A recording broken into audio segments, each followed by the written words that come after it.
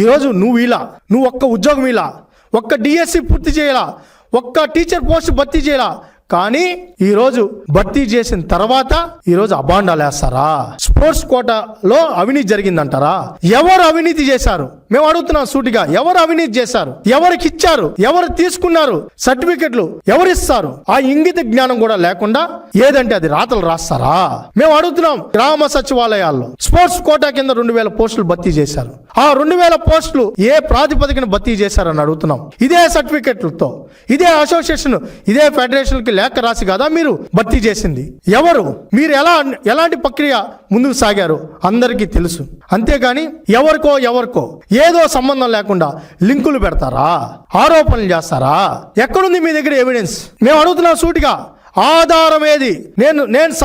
నేను బహిరంగ చర్చకు సవాల్. తాడేపల్లి ప్యాలెస్ కాకి రమ్మంటే వస్తా, లేకపోతే మీ వైసీపీ కార్యాలయం కాకి రమ్మంటే వస్తా. ఎవరు వస్తారో రండి. జగన్మోహన్ రెడ్డి వచ్చినా, సాక్షి విలేకరు వచ్చినా చర్చించడానికి సిద్ధంగా ఉన్నాం. ఆధారాలు లేకుండా అబాండాలు వేస్తారా? బహిరంగ చర్చకు సిద్ధం. పబ్లిక్ డొమైన్లో పెట్టాం. పబ్లిక్ డొమైన్లో పెడితే అందరూ ఎవరైనా చూసుకోవచ్చు. పబ్లిక్ డొమైన్లో లేదని మాట్లాడతారా? మీకు నచ్చిట్టు రాసేస్తే జనాలు చూస్తూ ఊరుకుంటారా?